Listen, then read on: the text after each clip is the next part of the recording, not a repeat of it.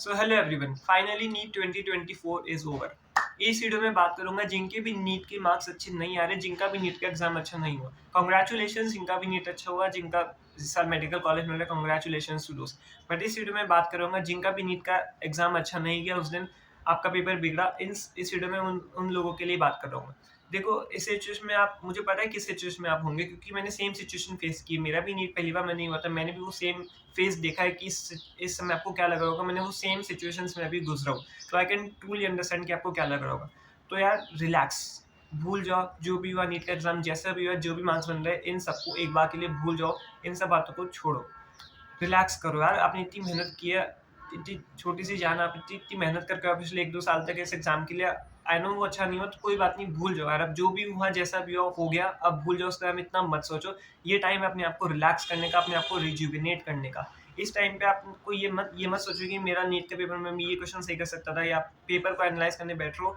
इस सब से कोई मतलब नहीं है, इस सब से कोई फ़ायदा नहीं होगा। अपने आप को 1-2 हफ्ता टाइम दो, अपने आप को 1-2 हफ्ता रिलैक्स करने के लिए अपनी बॉडी को करो, कि क्योंकि आपने इतने सालों से इतनी मेहनत की है, आपने काफ़ी सारा अपना मन मारा होगा, काफ़ी सारी ऐसी चीज़ें होगी जो आपको उस टाइम पे करने का मन होता होगा, बट आपने नहीं की क्योंकि आप उस टाइम पे पढ़ रहे होते। काफ़ी फंक्शंस आपने अटेंड नहीं किए क्योंकि आप उस टाइम पे पढ़ रहे होते थे।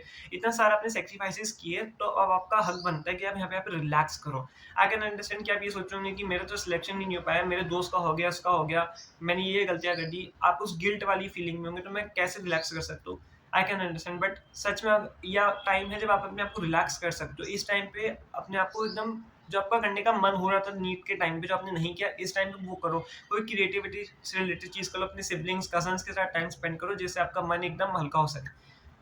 और ये सोचने का टाइम अभी नहीं है कि आपको ड्रॉप लेना है या नहीं लेना है, क्योंकि नीट आप जस्ट अभी दे के आपने इतने महीनों इतने सालों तक आपने वो इतना मेहनत की, तो अभी आपकी बॉडी बहुत फ्रस्ट्रेट हो चुकी है, बहुत सैचुरेट हो चुकी है। I can understand. तो इस टाइम पे ये मत सोचो कि मैं ड्रॉप लूँ या नहीं लूँ, क्योंकि देखो मेरे साथ तो ऐसे होता है, आपके साथ भी शायद ऐसे ही हो रहा होगा कि आप नीट दे के आओ, तो आपको भी ऐसा, जब आप ड्रॉप लेने का सोचो तो आपका ऐसा बिल्कुल मन नहीं करेगा कि मैं एक साल फिर से वही बुक्स को कैसे पढूँ, वापस से वही मुझे सारे टेस्ट देने पड़ेंगे जो मैं इतने साल से दे आ रहा हूँ, तो उन बुक्स को वापस खोलना पड़ेगा। ऐसा सिचुएशन, ऐसी आपको फीलिंग आ रही होगी।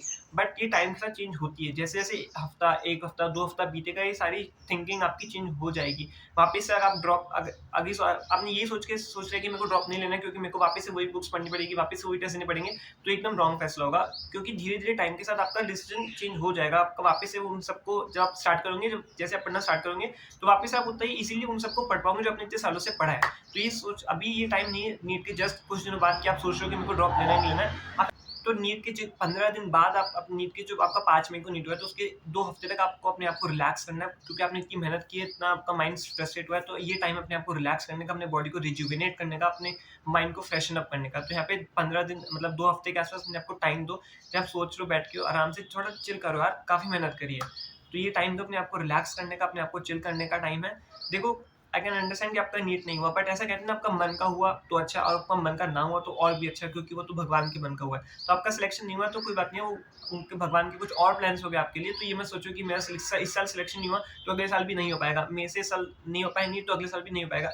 ये थिंकिंग एकदम गलत है। 1 साल में बच्चे मेहनत करके अपनी नीट के स्कोर को 200 से 650 ले जाते हैं, तो सबके लिए पॉसिबल है। 1 साल आप ड्रॉप लेके मार्क्स को बढ़ा सकते हो, तो ये तो मत ही सोचना कि मेरा इस साल नहीं हो पाया तो अगले साल भी नहीं होगा।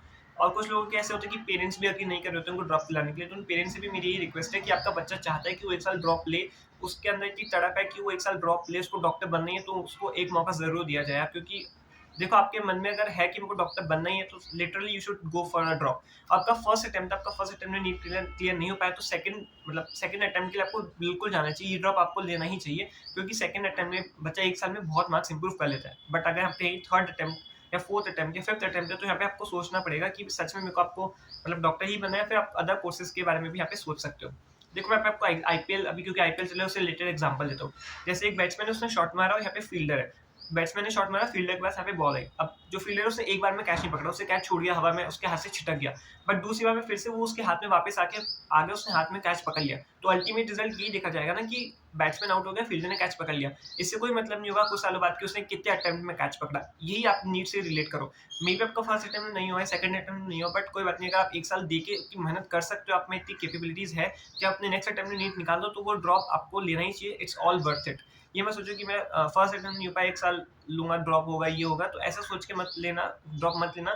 ऐसा मत सोचना कि 1 साल में नहीं हो पाया तो नेक्स्ट साल में नहीं हो पाएगा, क्योंकि होता है। देखो मेरे को भी ये लग रहा था कि मेरा फर्स्ट अटेम्प्ट में नहीं हो पाया तो सेकंड अटेम्प्ट में नहीं होगा, बट ऐसा नहीं होता। 1 साल में काफ़ी आप मेहनत देखो, ड्रॉप लेना it's not easy. Drop year सच में ईज़ी नहीं होता, आपको बहुत मेहनत करनी पड़ती है, क्योंकि आपके साथ यहाँ पे 1 ही साल होता है। तो आपको 2 साल के बराबर यहाँ पे मेहनत करनी पड़ती है। 1 ही साल मिलेगा आपको, क्योंकि नेक्स्ट आपका 1 ही साल बाद नीट होगा, तो आपको ड्रॉप ईयर में ज़्यादा मेहनत करनी पड़ती है। तो मेहनत तो आपको ज़्यादा करनी पड़ेगी, बट अगर आप कर सकते हो तो you should literally go for a drop.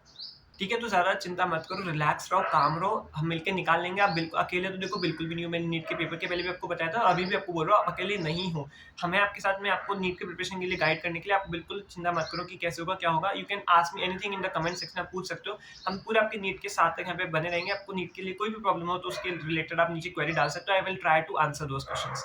तो मिलते हैं नेक्स्ट वीडियो में। ऐसी और वीडियोज़ के लिए वीडियो को लाइक करना, चैनल को सब्सक्राइब करना। मिलते हैं नेक्स्ट वीडियो में, तब तक के लिए अच्छे से पढ़ते रहिए, अपना ध्यान रखिए एंड टेक केयर।